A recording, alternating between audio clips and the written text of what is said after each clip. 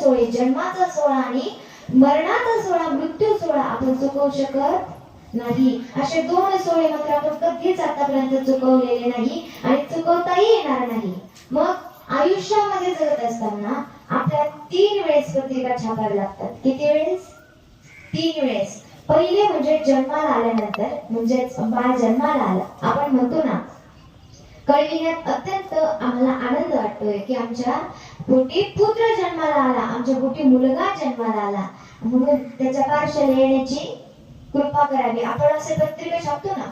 नाहीतर मग दुसरी पत्रिका म्हणजे शुभविवाहाची पत्रिका, म्हणजेच लग्नाची पत्रिका, आणि तिसरी पत्रिका म्हणजे मृत्यूची पत्रिका. म्हणतो ना, कळविण्यात अत्यंत मला वाईट वाटते की आमच्या आईना किंवा आमच्या वडिलांना देवाज्ञा झाली, त्यांच्या दवाखान्याला येण्याची कृपा करावी, अशी आपण 3 वेळेस पत्रिका छापत असतो. मग माणूस जन्माला आलो की त्याचे 3 सोहळे साजरे होतात आणि 3 वेळेस पत्रिका छापाव्या लागतात. अशा अर्थाची ही ओवी आहे. मग आपण इथे एवढं जन्माला आलोय, आज बाबांची दशक्रिया आहे, बरोबर आहे की नाही? आज बाबांची दशक्रिया किती आहे? मग एखाद्या इथे सर्वच आई भगिनी बसलेले आहेत, सर्वच महिला मंडळ बसलेले आहेत, पुरुष वर्ग बसलेले आहेत, ज्यांना सर्वांना तुम्हाला जेव्हा कॉल आला असेल दहाव्याचा, तेव्हा सर्वांना वाटलं असेल अरे आता त्यांची मौत झाली आणि आता त्यांचा मौत झाली, आता त्यांची अंत्ययात्रा गेली आणि लगेच जाऊ आलं सुद्धा. आपल्याला कधी दिवस जातात कधी येतं काहीच कळत नाही, आता लगेच जाऊ आलं सुद्धा. बघा ना, आपण असं म्हणतो की नाही. म्हणून आज बाबांची दशक्रिया आहे बरं का. इथे कोणीच राहिला नाही, इथे राहायला कोणीच आलेलं नाही, प्रत्येकाला जावं लागतं, प्रत्येकाला जावं लागतं महाराज. इथे राहायला कोणीच आलेलं नाही. इथे राहायला फक्त आणि फक्त 7 लोक आले. किती लोक? फक्त 7 लोक आलेले. कोण कोणते? अश्वत्थामा, बलिरसो, हनुमाश्च विभीषणः, कृपा परशुरामश्च, सप्तैते चिरंजीविनः. म्हणजे अश्वत्थामा, बली, व्यास, कृपाचार्य, हनुमान, विभीषण आणि कृपाचार्य आणि परशुराम, असे 7 लोक या ठिकाणी राहायला आले बरं का. फक्त 7 लोक या ठिकाणी आले, बाकी सगळ्यांना जायचंय, सगळ्यांना मरायचंय महाराज. कोणीच या ठिकाणी राहायला आलेलं नाही. अहो, इथून मागे सुद्धा देवांचे 9 अवतार होऊन गेले. किती अवतार? 9 अवतार होऊन गेले इथून मागे सुद्धा. म्हणून हे 9 अवतार यापैकी इथं कोणी राहिलं का? नाही. या सगळ्यांना जावं लागतं. सगळ्यांना आपण म्हणतो ना, 9 भीमर गे दस भीमर गे मर्गे सहस्त्रट्याऐंशी 33 कोटी देवता वर्गे पडे काल के फासी, म्हणतो ना. म्हणून सगळ्यांना जायचं. इथं राहायला कोणीच आलेलं नाही महाराज, इथे राहायला कोणीच आलेलं नाही. फक्त 7 लोक या ठिकाणी राहिला आणि आपल्याला सगळ्यांना जायचंय, सगळ्यांना जायचंय. म्हणून 9 अवतार होऊन गेले. एवढे 9 अवतार देवाच्या आहेत. बर, राम अवतार आहे का अजून? नाही. कृष्ण अवतार आहे का अजून? नृसिंह अवतार आहे का अजून? नाही. महाराज हे देवतांना सुद्धा जन्माला यावं लागतं, पण त्यांचे अवतार कार्य पूर्ण करून त्यांना सुद्धा जावं लागतं, प्रत्येकाला जावं लागतं. महाराज इथे राहायला कोणी आलेलं नाही बरं का. म्हणून अजून भगवंताचा तर 10वा अवतार बाकी, तो अजून जन्माला येईल. तो कधी येईल हे माहित नाही, पण तो हा अवतार भगवंताचा जन्माला येईल आणि 10वा अवतार आल्यानंतर सुद्धा त्या अवतार जन्माला येऊन त्या अवतार कार्य त्याचं पूर्ण करून त्या भगवंताला सुद्धा जावं लागतं महाराज. सगळ्यांना जावं लागतं. इथे राहायला कोणीच आलेले नाही 7 लोक सोडून. ते 7 लोकांना इथे कसं काय राहिलं आणि असं विचार आला असेल ना. ते 7 लोक म्हणताय, जेव्हा ते वरती होते म्हणजे स्वर्गात होते, ते वेळेस त्यांनी सांगितलं म्हणे, त्या 7 लोकांनी सांगितलं म्हणे, आम्ही या मृत्यू लोकामध्ये जाऊ, या मृत्यू लोकामध्ये आम्ही जाऊ आणि तिथे गेल्यानंतर आम्ही भगवंताचं नामचिंतन, भगवंताची पूजा, भगवंताची आराधना आम्ही करू म्हणे. आम्ही भगवंताचं पूजन करू आणि तिथे गेल्यानंतर आम्ही सगळे भगवंताची पूजा करू आणि आम्ही आमच्या जीवाचा उद्धार करू, या जीवाचा आम्ही उद्धार करून घेऊ आणि आम्ही या मृत्यू लोकात कायमच राहण्याकरता जाऊ. म्हणून म्हणतात ना, तुकोबरायांचं म्हणणं आहे, धन्य आम्ही जन्म आलो दास विठोबाचे झालो. आम्ही विठोबाचे दास झालोय, त्यामुळे आम्हाला जन्मही नाही आणि आम्हाला मरणही नाही. म्हणून असे 7 लोक आहेत बरं का. आम्हाला जन्म मरण नाही म्हणे. मग असे मृत्यूला कोण आलेलं आहे या ठिकाणी? 7 लोक जर या मृत्यू लोकांमध्ये राहायला आले, मग मरायला किती लोक आले बाबा तुम्ही सांगा? मरायला किती लोक आले? सगळेच आलेत ना. आपण सर्वच या ठिकाणी जायला चाललोय महाराज. इथे राहायला कोणी आलेलं नाही, सगळ्यांना जावं लागणार आहे. म्हणून कायम आपण भगवंताची पूजा करा, भगवंताची आराधना आपण करा, त्या ठिकाणी नामस्मरण भगवंताचं करा. आपल्याला जेव्हा वेळ भेटेल तेव्हा भगवंताचं नाम चिंतन करा, कारण आपल्याला एक ना एक दिवस जायचंच आहे, सगळ्यांना जायचंय महाराज. म्हणून माझे फक्त 3 प्रश्न लक्षात ठेवा बरं का. किती? फक्त 3 उदाहरणं माझे लक्षात ठेवा. ऐका. हा माणूस एक प्रवासी, हा देह, हा माणूस एक प्रवासी महाराज. उदाहरणार्थ सांगते तुम्हाला. म्हणजे सिन्नरच्या बस स्टँडवर लाल गाडी उभी होती. कोणती? आपण बस एसटी म्हणतो ना आपण. मग सिन्नरच्या बस स्टँडवर एक लाल गाडी उभी होती. काही लोक चढत होते, काही लोक उतरत होते महाराज. आणि 5 मिनिटं गाडी निघायला वेळ होता. 5 मिनिटं वेळ होता. काही लोक मस्त चढले, गाडीमध्ये बसले आणि गाडीमध्ये बसल्यानंतर 5 मिनिटं झाली, बेल वाजली आणि गाडी निघाली. तेवढ्यात कंडक्टर आले आणि म्हणाले तिकीट. मग पहिले सिन्नर, मग तिकीट एक नाशिक रोड द्या, तिकीट एक द्वारका द्या, तिकीट एक सीबीएस द्या, अशा प्रत्येकाने तिकीट घेतले. आणि नाशिक रोड आल्यानंतर गाडी निघाली महाराज. आणि गाडी निघाल्यानंतर 1-2 तासांनी नाशिक रोड आलं आणि नाशिक रोड आल्यानंतर नाशिक रोड वाल्यांनीच उतरायचं, सीबीएस वाल्यांनी, द्वारका वाल्यांनी उतरायचं नाही, सीबीएस वाल्यांनी उतरायचं नाही, कारण नाशिक रोड वाल्यांचा प्रवास संपलाय, द्वारकावाल्यांचा अजून बाकी. द्वारकावाल्यांचा अजून बाकी ना. मग तसं द्वारकाला गाडी आली आणि 2 तासांनी परत द्वारकेला गाडी आली आणि द्वारकेला गाडी आल्यानंतर द्वारकेवाल्यांनीच उतरायचं, सीबीएस वाल्यांनी उतरायचं नाही, कारण द्वारकावाल्यांचा प्रवास झालाय, सगळा झालाय, पण सीबीएस वाल्यांचा मात्र अजून बाकी. मग तसंच कालपर्यंत आपल्या बाबांचा प्रवास हा संपलाय आणि तुमचा आमचा अजून बाकी आहे. आपला अजून प्रवास बाकी आहे, तसंच आपल्या बाबांचा प्रवास अजून संपलेला आहे बरं का. म्हणून आपण कायम आपला नंबर येणारच आहे महाराज.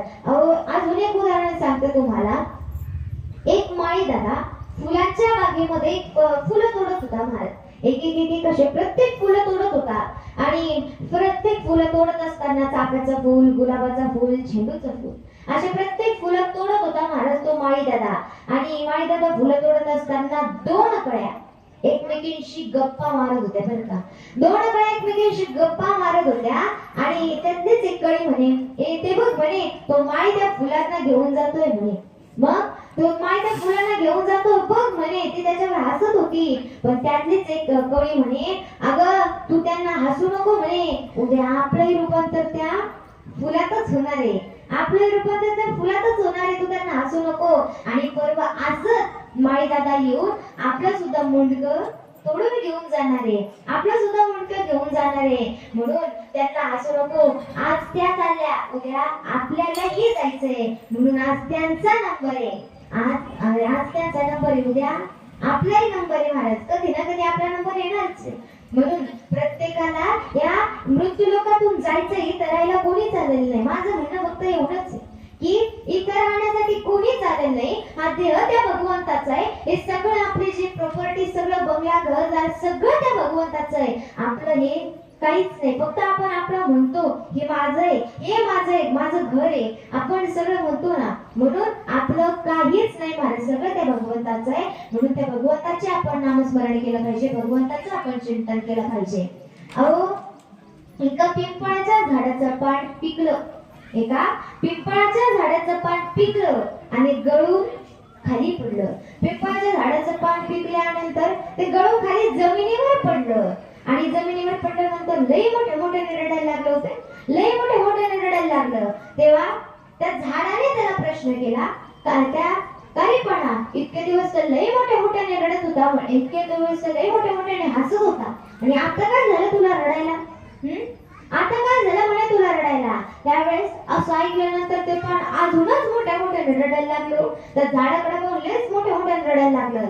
त्यावेळेस त्या पानाने उत्तर दिलं, हे झाडा, हे वृक्षा, म्हणे इतके दिवस मी तुझ्या जवळ होतो, इतके दिवस मी तुझ्या जवळ होतो, पण आता मी पिकलो, गळून खाली पडलो. थोड्याच वेळात वारा येणार, थोड्याच वेळात सोसाट्याचं वारा येणार आणि मी तुझ्यापासून लांब उडून जाणार, मी तुझ्यापासून लांब उडून जाणार म्हणे. या जन्मात तुझी माझी कधीच भेट होणार नाही, कधीच भेट होणार नाही. याचं मला वाईट वाटतंय, याचं मला दुःख होतंय आणि म्हणून मी रडतोय म्हणे. तेव्हा ते झाड हसलं आणि काय म्हटलं माहिती का, अरे पाना म्हणे तुझ्या आधी भरपूर पिकले, भरपूर खाली पडले आणि भरपूर उडून गेले रे, खूप उडून गेले. आता तूही पिकला, तूही खाली जमिनीवर पडला आणि थोड्याच वेळात वारा आलं की तूही उडून जाणार. अरे तुझ्या नंतरही भरपूर पिकणार, तुझ्या नंतरही भरपूर पिकणार, खाली जमिनीवर पडणार आणि तेही उडून जाणार. अरे सगळं असंच असतं म्हणे. आपल्या आधी भरपूर जण मेले, आपल्या आधी म्हणून आजोबा पंजोबा आपल्या आजोबांच्या वयापर्यंत, आपल्या कालपर्यंत आपल्या आजोबांच्या वयातले, आपल्या वयातल्या हो अजून आज बाकी आज किती मरतील, उद्या किती मरतील, परवा किती मरतील असं काही सांगू शकत नाही महाराज. प्रत्येकाला या जीवनातून जायचंय. म्हणतात ना, आज मेला पंजा मेला बाप म्हसना गेला, आज मेला पंजा मेला बाप म्हसना गेला. देखत देखत नातू पंतू तोही तैस झाला, देखत देखत नातू पंतू तोही तैस झाला. म्हणून देखत देखत नातू पंतू तोही तैस झाला. म्हणून सगळ्यांना या जीवनातून जायचंय. हा इथं कोणी जायला आलेलं आहे महाराज, सात लोक सोडून, कोण सगळ्यांना महाराज या आयुष्यातून या जीवनातून सगळ्यांना आपल्याला जायचंय. म्हणून आज या बाबांची दशक्रिया विधी आहे. आपण कधी विचार केलाय का मनामध्ये, आपण कोणत्या गोष्टीचा एखाद्या गोष्टीचा आपण विचार केलाय का मनामध्ये की का करावं लागतं 10व, का करावं लागतं 13व आणि का करावं लागतं वर्ष श्राद्ध. कधी मनामध्ये विचार केलाय का तुम्ही? नुसतं करतोय म्हणून करतोय, बरोबर की नाही. का करावं लागतं 10व, का करावं लागतं 13व आणि का करावं लागतं वर्ष श्राद्ध, याचा आपण कधी विचारच केला नाही. आपण आपले पूर्वज करत आले म्हणून आपणही परंपरा चालवतोय, आपणही ते करतोय महाराज. पण का करावं लागतं आपल्याला त्याचं कारण माहिती का? ऐका, आपल्या हिंदू धर्मामध्ये एकूण किती संस्कार सांगितले? बोला पटकन. आपल्या हिंदू धर्मामध्ये एकूण किती संस्कार सांगितले? 16 संस्कार सांगितले. किती? 16. मग मला सांगा, हे 16च्या 16 संस्कार या जीवावर होतातच याची गॅरंटी आहे का? नाही, याची गॅरंटी नाही महाराज. हे 16च्या 16 संस्कार या जीवावर होतातच याची अजिबात गॅरंटी नाही. पण 16 मधून 3 संस्कार मात्र हमखास या जीवावर होत असतात. कोणकोणते? पहिला म्हणजे नामकरण संस्कार. कोणता? नामकरण संस्कार. म्हणजेच बाळ जन्माला आलं आणि बाळ जन्माला आल्यानंतर आपण पहिले कोणता संस्कार करतो? नामकरण संस्कार आपण करत असतो. मग मुलगा असेल तर उजव्या कानात आणि मुलगी असेल तर डाव्या कानात आपण असं नामकरण संस्कार करतो. मग इथे पुरुष मंडळ आहे, महिला मंडळ आहे, सगळेच या ठिकाणी आहे. मग प्रत्येकाला काही ना काही नाव आहे. हाय का कोणी पेट नावाचं इथे? नाही, प्रत्येकाला नाव आहे बरं का, सगळ्यांना नाव आहे. मग पहिला जो आपण संस्कार करतो तो म्हणजे नामकरण संस्कार. दुसरा संस्कार आपल्या आयुष्यामध्ये आपण दुसरा संस्कार करतो. कोणता? दुसरा संस्कार म्हणजे ब्राह्मणाच्या आणि आग्नेच्या साक्षीने होतो, तो म्हणजे विवाह संस्कार. आपण करतो ना. दुसरा संस्कार म्हणजे विवाह संस्कार. आणि सगळ्यात शेवटचा तिसरा संस्कार म्हणजे हा जीव या देहाला सोडून, या संपूर्ण देहाला सोडून जेव्हा निघून जातो तो म्हणजे अंतिम संस्कार. त्याला शास्त्रामध्ये अजून एक नाव आहे, ते म्हणजे अंत्येष्टी संस्कार. आपण असे 3 संस्कार करत असतो. पहिला नामकरण संस्कार, दुसरा लग्नाचा म्हणजे विवाह संस्कार आणि तिसरा आपला अंतिम संस्कार. आपण तिसरा म्हणजे अंतिम संस्कार करतो. माझे 3 सोय मात्र, आपले 3 संस्कार मात्र या जीवाचे होत असतात. मग मला सांगा, 16 मधून 3 गेले, उरले किती? उरले किती? 13. म्हणून करावा लागतो 13वा. म्हणून आपण या 16 मधून 3 गेले, उरले 13 आणि म्हणून करावा लागतो 13वा. ऐका, का करावं लागतं 10व? कधी विचार केला का? का करावं लागतं 10व? का करावं लागतं वर्ष श्राद्ध? अहो, माणूस गेल्यानंतर आपल्या घरामध्ये अखंड दिवा चालू ठेवतात. माणूस गेल्यानंतर, माणूस स्वर्गालोकी गेल्यानंतर आपल्याकडे 10 दिवस दिवा चालू ठेवतात. अखंड दिवा आपल्याकडे घरात चालू ठेवतात महाराज. मग त्या घरामध्ये चालू ठेवत असताना, तो दिवा चालू असताना आपल्याकडे जीव खडा ठेवण्याची पद्धत आहे ना. जीव खडा आपल्याला काय म्हणतो, त्याला 20चा दगड म्हणतो ना. त्याला शास्त्रामध्ये अजून एक नाव आहे, ते म्हणजे अश्मा. हा, मग आपण जीव खडा ठेवण्याची पद्धत आहे. जीव खडा माहिती ना सर्वांना, 20चा दगड म्हणतात.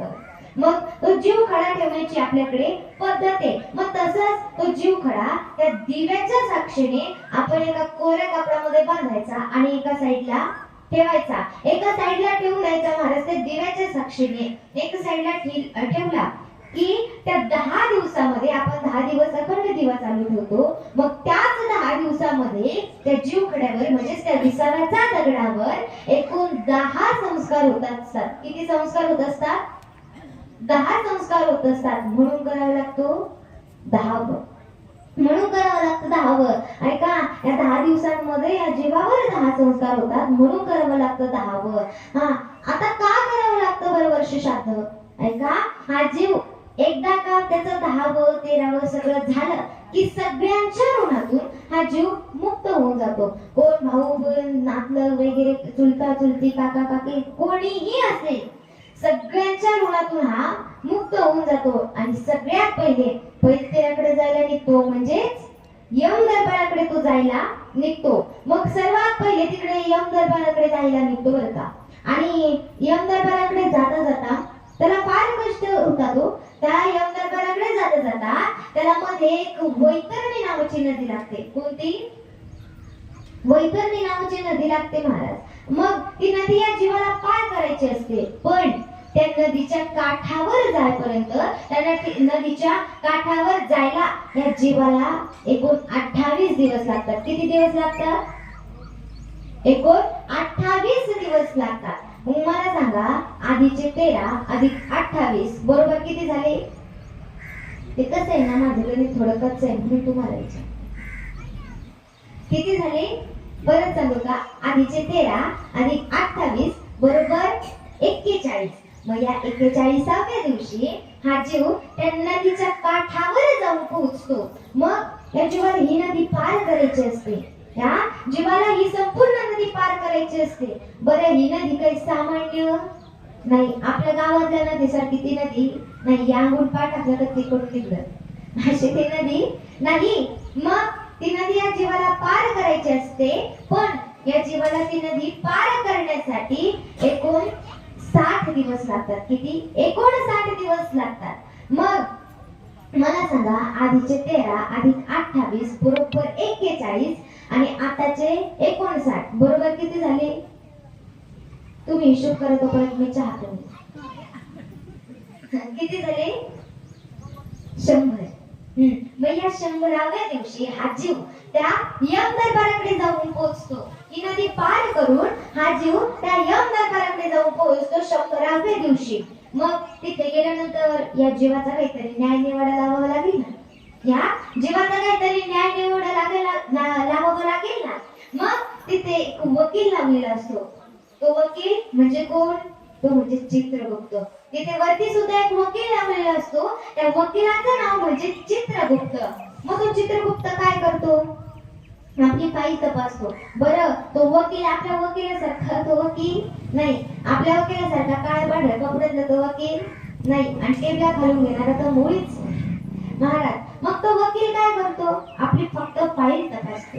याने काय काय कुटाणा केलाय, कोणाचे लग्न मोडले, कोणाचे बांध बोलले, काय करतो, याने काय काय केलंय ते फक्त तो आपलं काय करतो? न्याय निवाडा लावत असतो. मग तो चित्रगुप्त आपला न्याय निवाडा लावता लावता या चित्रगुप्ताला ही न्याय निवाडा लावण्यासाठी एकूण 265 दिवस लागतात. किती दिवस लागतात? 265 दिवस लागतात. मला सांगा, आधीचे 100 अधिक 265 बरोबर किती झाले? 365. आणि वर्षाचे दिवस किती? 365. मग या 365व्या दिवशी वरती या जीवाचा काहीतरी न्याय निवाडा लागला जातो. या जीवाचा न्याय निवाडा लागला की म्हणून आपण खाली करतो ते वर्ष श्राद्ध. आपण खाली करत असतो ते म्हणजे वर्ष श्राद्ध. म्हणून आपल्याला समजलंय की का करावं लागतं 10व, का करावं लागतं 13व आणि का करावं लागतं वर्ष श्राद्ध. मग मला सांगा या वर्ष श्राद्धाला अजून एक नाव आहे. यदा कदाचित जर तुम्ही वर्ष श्राद्धाची पत्रिका जर वाचत असाल तर वरती एक नाव असतं बघा, इथे वरती सुद्धा आहे बघा, इथे वरती नाहीये पण आपण वाचतो बघा, पहिले वरती नाव असतं ते म्हणजे पुण्यस्मरण. म्हणतो ना ते म्हणजे पुण्यस्मरण. मग हे पुण्यस्मरण आपण या ठिकाणी करत असतो. मग पुण्यस्मरण म्हणजे काय हो? या जीवाने आयुष्यभर करून ठेवलेलं पुण्य आणि आयुष्यभर करून ठेवलेली संतती, संपत्ती नाही बरं का, संतती, आयुष्यभर करून ठेवलेलं पुण्य आणि आयुष्यभर कमवून ठेवलेली संतती म्हणजे बायका पोरं वगैरे वगैरे यांनी सुद्धा कमवून ठेवलेलं पुण्य. म्हणून याची जेव्हा बेरीज ज्या दिवशी होते त्या दिवशी केलं जातं पुण्यस्मरण. म्हणून आपण एवढं पुण्यस्मरण करतो. बरं, मग आपल्याकडे महिना पितर करण्याची पद्धत आहे बघा. महिना पितर आपण जेव घालतो ना, घालतात ना तुमच्याकडे? हा, मग महिना पितर सगळ्यांकडे जेव घालतात महाराज तिथीनुसार. जे गेलेत का, जे वरती गेलेत का, म्हणजे जे मरण पावले त्यांना वरती तिथीनुसार भूक लागत असते. म्हणून आपण खाली महिना पितर जेव घालतो. मग आपण काय करतो, खाली त्यांच्या नावाने लोक जेव घालायचे आणि वरती त्यांचं पोट भरत असतं. मग तुम्ही म्हणाल असं कुठं असतं? खाली त्यांच्या नावाने लोक जेव घालायचे आणि वरती त्यांचं पोट भरतं, असं कुठं असतं का? बरं ठीक आहे, चालतं बोलतं एक उदाहरण देऊ का तुम्हाला? एक चालतं बोलतो उदाहरण देते, ऐका. आता प्रत्येकाकडेच मोबाईल आहे. आता 70-80 वर्षांच्या आजोबांकडे सुद्धा मोबाईल आहे. सगळ्यांकडे मोबाईल आहे. मोबाईल शिवाय माणूस आहे का? सगळ्यांकडे मोबाईल आहे. हा, मग सगळ्यांकडे मोबाईल आहे महाराज. मग त्या मोबाईल मध्ये प्रत्येक वेगवेगळे ऍप्लिकेशन्स आहेत, बरोबर की नाही? व्हॉट्सअप, इंस्टाग्राम, फेसबुक, प्रत्येक वेगवेगळे ऍप्लिकेशन्स आहेत. मग त्या फोन मध्ये, त्या मोबाईल मध्ये गुगल पे नावाचे आणि फोन पे नावाचे ऍप्लिकेशन आहेत, बरोबर की नाही? गुगल पे नावाचे आणि फोन पे नावाचे ऍप्लिकेशन आहेत. मग एक काम करा, आपला मोबाईल काढा, त्याच्यामध्ये फक्त गुगल पे किंवा फोन पे नावाचं ऍप्लिकेशन उघडा, त्यामध्ये 81 49 47 20 57 फक्त एवढाच नंबर टाका आणि त्या नंबर वरती फक्त 21,000 सेंड करा. लगेच माझ्या अकाउंटला जमा होते. लगेच तर लगेच तुम्ही इकडून फोन पे केले, तिकडे लगेच माझ्या अकाउंटला जमा होतील. मग तसंच आपण खाली लोक जेव घातले की वरती त्यांचं पोट भरत असतं. आपण खाली लोक जेव घातले का वरती त्यांचं पोट भरतं महाराज. म्हणून आपण महिना पित्र जेव घातले पाहिजे. आणि जर नाहीच घातले तर त्याला सुद्धा एक पुरावा आहे बरं का.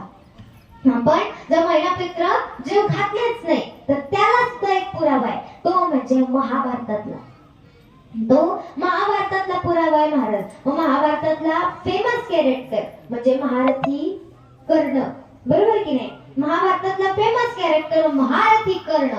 मग या कर्णाचं सुद्धा एक दिवस त्याने सुद्धा शरीर सोडलं, या कर्णाने सुद्धा एक दिवस शरीर सोडलं आणि वरती गेले महाराज, म्हणजे स्वर्गाकडे गेले. आणि त्यावेळेस तिथीनुसार त्या कर्णाला सुद्धा भूक लागली. तिथीनुसार महाराज भूक लागते ना माणसाला. मग त्यावेळेस त्या कर्णाला सुद्धा तिथे भूक लागली आणि भूक लागल्यानंतर तो चित्रगुप्ताकडे गेला आणि चित्रगुप्ताला म्हणाला, हे चित्रगुप्ता म्हणे, मला लय भूक लागली म्हणे. अरे मला खूप भूक लागली म्हणे, मग मला तू काहीतरी खायला दे, मला काहीतरी खायला दे म्हणे. मग चित्रगुप्त म्हणाला, अरे बाबा म्हणे, तुझ्या नावाने खाली कोणी दान केलं नाही आणि तूही कधी यांना दान केलं नाही. कर्ण म्हणाला, बाबा तुझ्या गोळ्या वेळेस संपलं का काय म्हणे. खाली मृत्यू लोकात जाऊन विचार म्हणे की दान म्हटलं की कर्णाचं नाव पहिले येतं आणि तू म्हणतो कधी दान केलं नाही. काय म्हणे, तू कधी दान केलं नाही असं म्हणतो म्हणे. चित्रगुप्त म्हणाला आवाज खाली, तुझ्या सगळे पुरावे म्हणे माझ्याकडे, तुझी फाईलच आहे म्हणे माझ्याकडे, आवाज खाली करायचा म्हणे. अरे खाली मृत्यू लोकात तू दान कधी केलं नाही म्हणे. अहो कर्ण काय करायचं माहिती का, खाली जर त्याच्याकडे कोणी दान मागायला आलं ना, कर्णाकडं जर कोणी दान मागायला आलं ना, तर ते या पहिल्या बोटाने, तो कर्ण या पहिल्या बोटाने शेजारी युधिष्ठिराचं म्हणजे पांडवाचं धर्मराजाचं घर दाखवायचा. धर्मराजाचं घर दाखवायचा, तू याच्याकडे जा म्हणजे तुला अन्न मिळेल, तू याच्याकडे जा म्हणजे तुला अन्न मिळेल, जेवायला अन्न मिळेल, तुझं पोट भरेल. म्हणजे तो या पहिल्या बोटाने त्याचं घर दाखवायचा. मग चित्रगुप्त म्हणाला, आता तू एक काम कर, तुझं हे पहिला बोट तू तुझ्या तोंडात धर आणि तुझी भूक भागव. अरे कर्णासारख्याला जर त्याचं बोट तोंडात धरून त्याची भूक भागवावी लागली, आपल्याचं काय होईल? आपल्यासारख्याच काय होणार आहे महाराज? आपण तर फुकटचे 7-7 दिवस पंक्ती आणतो सत्याला, आपले काय हाल होतील याचा विचार करा. म्हणून कर्णासारख्याला जर त्याचं बोट तोंडात धरून भूक भागवायला लागली तर आपलं काय होईल? म्हणून कायम जीवनामध्ये गोदान केलं पाहिजे, जीवनामध्ये कायम आपण अन्नदान आपण केलं पाहिजे. महाराज एवढ्या 2 गोष्टी मात्र फार गरजेचं आहे बरं का. आपण अन्नदान आणि गोदान आपण जीवनामध्ये केलं पाहिजे बरं का. आपण कायम त्या भगवंताचं नामचिंतन केलं पाहिजे, कायम भगवंताचं. अहो माणूस हा सध्या व्यसनाच्या आहारी गेलाय हो. माणूस फक्त 3च कारणांमुळे मरतोय. एक म्हणजे अटॅक पायी, दुसरं ऍक्सिडेंट पायी आणि तिसरं म्हणजे व्यसनापायी. या 3 कारणामुळे माणूस जात आहे तो, त्या 3 कारणामुळे माणूस मरतोय. ऐका, आपण कायम त्या भगवंताची सेवा करा. त्या ऍक्सिडेंट पायी लोक मरतायत. अहो रात्रीची लोक ते ऍक्सिडेंट पायी